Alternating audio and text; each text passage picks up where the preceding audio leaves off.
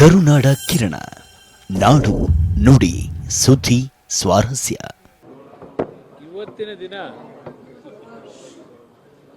ರಾಜ್ಯ ಸರ್ಕಾರದ ಕೈಗಾರಿಕಾ ಸಚಿವರೊಂದಿಗೆ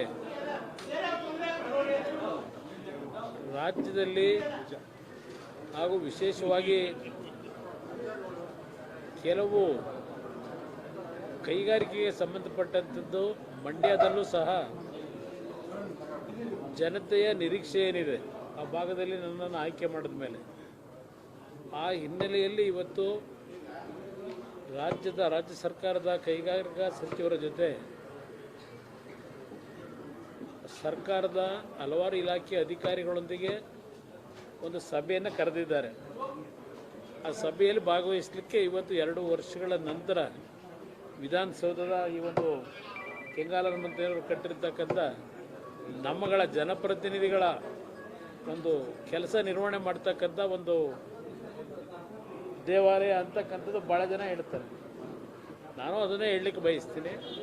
ಆದರೆ ನಾನು ಹೃದಯದಿಂದ ಹೇಳ್ತಾ ಇದ್ದೇನೆ, ಇದು ಸಾರ್ವಜನಿಕರಿಗೆ, ಈ ನಾಡಿನ ಪ್ರತಿಯೊಂದು ಸಂಕಷ್ಟದಲ್ಲಿರ್ತಕ್ಕಂಥವರಿಗೆ ಸೇವೆ ಸಲ್ಲಿಸ್ತಕ್ಕಂಥ ಒಂದು ದೇವಾಲಯ ಇದು. ಅದರಿಂದ ಇವತ್ತಿನ ಕಾರ್ಯಕ್ರಮದಲ್ಲಿ ಬಂದಿದ್ದೇನೆ, ಭಾಗವಹಿಸ್ತೇನೆ.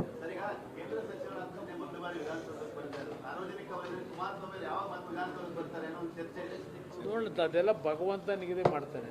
ಜನತೆ ಜೊತೆಗೆ, ಜನತೆ ಆಶೀರ್ವಾದ ಜೊತೆಗೆ ಆ ಭಗವಂತ ಏನೇನು ನಮ್ಮ ಹಣೆಯಲ್ಲಿ ಬರೆದಿರ್ತಾನೆ ಅದರ ಪ್ರಕಾರ ನಾವು ಈ ಒಂದು ಕೆಲಸವನ್ನು ನಿರ್ವಹಣೆ ಮಾಡಬೇಕಾಗ್ತದೆ. ನೋಡೋಣ, ಮುಂದಿನ ದಿನಗಳಲ್ಲಿ ಏನೇನು ಭಗವಂತನ ಇಚ್ಛೆ ಇದೆ, ಅದ್ರ ಜೊತೆಗೆ ನಮ್ಮ ಮೈತ್ರಿ ಪಕ್ಷದ ಒಂದು ಹೊಂದಾಣಿಕೆ ಏನಿದೆ ಅದರಿಂದ ಇವತ್ತು ದೆಹಲಿಯ ಹಿರಿಯ ಹೈಕಮಾಂಡ್ ಏನಿದೆ, BJPಯ ಹಿರಿಯ ನಾಯಕರಿರ್ಬೋದು, ರಾಜ್ಯದ ನಾಯಕರುಗಳಿರ್ಬೋದು, ನಾವೆಲ್ಲ ಜೊತೆಗೂಡಿ ಮುಂದಿನ ದಿನಗಳಲ್ಲಿ ವಿಧಾನಸೌಧಕ್ಕೆ ಬರ್ತಕ್ಕಂಥದ್ದಕ್ಕೆ ಪ್ರಯತ್ನ ಪಡ್ತೀವಿ, ಜನತೆ ಆಶೀರ್ವಾದದಲ್ಲಿ.